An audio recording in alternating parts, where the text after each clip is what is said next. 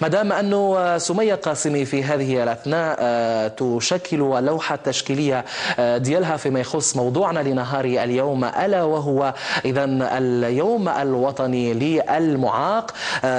يحضر معي ضيفاي الكريمين، كل من كريم بالفحصي وكذلك محمد فاسي، فأهلا ومرحبا بكما من جمعية بلا حدود. سعداء جدا بلقائكما.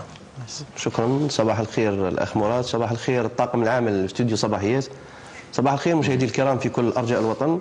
سعدنا بهذه الاستضافة التي من خلالها سنعبر عن مختلف البرامج والأنشطة التي تستهدف فئة ذوي الاحتياجات الخاصة في يومها الوطني 14 مارس من كل سنة.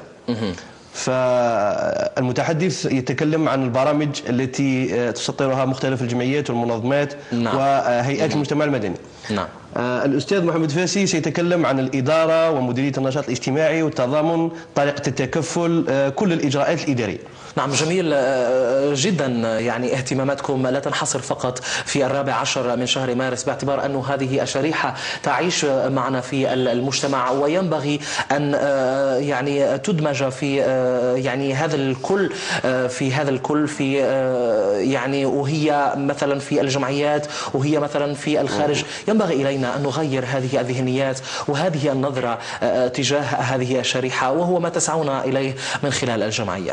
والله مراد، في الحقيقة المواطنين أو الشعب الجزائري أصبح يتقن لغة ذوي الاحتياجات الخاصة بدل لغة المعاقين. فهذا الطفل أو هذا المعاق فهو فئة كباقي فئات المجتمع المدني، له إبداع، له طاقات، يمكن أن تتبلور وتصبح هذه الفئة كباقي فئات المجتمع المدني تساهم في بناء كذلك جيل أو شباب أو مجتمع صالح. فهذه من خلال هذه البرامج نحن نقول 14 مارس ما هو إلا وقفة تضامنية مع هذه الفئة، لكن مختلف برامج الجمعيات والمجتمع المدني هي كل أشهر السنة. فهذا ذوي الاحتياجات الخاصة ممكن يكون الأخ، ممكن يكون الابن، ممكن يكون البنت، ممكن يكون الأب. فنحن دائما في احتكاك مباشر مع هذه الفئة. 14 مارس ما هو إلا وقفة تضامنية مع هذه الفئة على المستوى الوطني، حتى تكون لهم التفاتة من المجتمع المدني لهذه الفئة، أنهم حتى يحسوا رواحهم فئة كباقي فئات المجتمع المدني، ما عندهم حتى احتياجات بالنسبة أو خصائص تخليهم يكونوا يحسوا رواحهم ناقصين بالنسبة للمواطن العادي.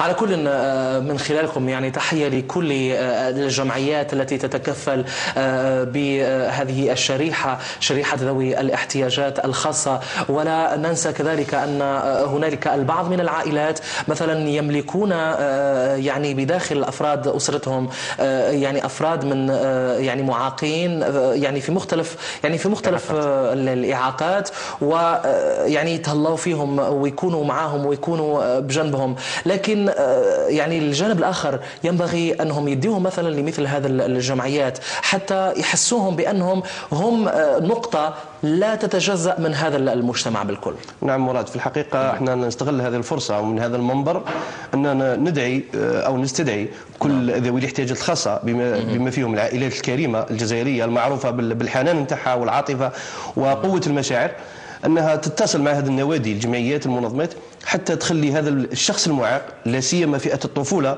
لأن عندها مستقبل زاهر إن شاء الله، أن تكون عندها سرعة الإدماج أو الاندماج في وسط المجتمع. من بينهم كاين الكشافة الإسلامية الجزائرية، جمعيات المجتمع المدني، شباب بلا حدود، الطفولة، المسرح إلى غير ذلك. كاين منظمات مثل الهلال الأحمر. كل هذه الجمعيات تسعى من خلال إعداد برامج مختلفة لإدماج هذه الفئة بسرعة. فإحنا في هذه المناسبة يوم 13 و 14 مارس حاولنا أننا نخلي يوم 13 مارس الحق في الترفيه لهذا الطفل، لأنه المعاق ماهوش إلا طفل. يوم 13 مارس تركناه يوم مفتوح، نشاطات بهلوانية، مسرح، ألعاب القرمزة لفائدة الطفولة، وراح نكون يصاحب هذا الأطفال أطفال عاديين من المدارس ومن مختلف الجمعيات، حتى هذا الطفل ذوي الاحتياجات الخاصة أو المعاق ما يحسش أنه وحيد في هذا اليوم. ثم يوم 14 مارس راح يكون الاحتفال اللي خاص بهذه الفئة، ونحن يكونوا ينزلوا المسؤولين ومشكورين السيد والي ولاية مدية ومديرية النشاط الاجتماعي والتضامن على الالتفاتة وكل التسهيلات الموضوعة للجمعيات والمراكز المختصة بالاهتمام بهذه الفئة من أجل إعداد هذا البرنامج اللي هو يوم 13 و 14 مارس، من أجل تحضير الهدايا واللي قال عليها الأستاذ محمد فاسي المقدرة ب 100 مليون سنتيم، متمثلة في كراسي متحركة والعصي الآلات السمعية الإلكترونية. فهذه التسهيلات من السادة السلطات الولائية والمحلية. فإن كان هذا يعبر عن مجهودات الدولة في الالتفاف وراء هذه الفئة. ضف إلى ذلك المجتمع المدني الممثل في الجمعيات التي تسعى إلى الالتفاف مع فئة المعاقين وإحساسهم أنها فئة اجتماعية كباقي فئات المجتمع المدني. حينما مثلا تقوموا بمثل هذه النشاطات ويكونوا حاضرين فيها يعني ذوي الاحتياجات الخاصة، بعد انتهاء النشاط كيفاش تحسوا يعني رد فعل هذا الشريحة؟ والله الأخ مراد، يوم ليلة المولد النبوي الشريف كانت الجمعيات اهتمت بمختلف البرامج، سواء مسنين أو ذوي احتياجات خاصة. فبعد مباشرة انتهاء من الاحتفال أو الحفل فينتابك شعور غريب. والله يعجز اللسان عن الكلام في تلك المواقف. انك تشوف الاطفال ببراءتهم بمشاعرهم الرقيقه تدخل عليهم البهجه والسرور من خلال تلك البرامج اللي نقول احنا عليها ان كانت صغيره ومختلفه، لكن شعور ما يتعبرش، انه شعور معنوي ما تقدرش، ما عندوش جهاز نقدروا نقيسوه به ولا. فبراءه البراءه. هذه الاطفال الانسان ما يقدرش يعبر عليها لما تكون في تلك الاجواء، اجواء الفرح والسرور والمرح. فان شاء الله تكون دائمه، ما نقولش تكون يوم 14 مارس، انا نقول طيله السنه تكون ايامهم كلها افراح وسرور لانهم لا ذنب لهم. في الاخير كلمتكم يعني لهذا الشريحه يعني لكل الناس اللي مثلا عندهم افراد يعني معاقين.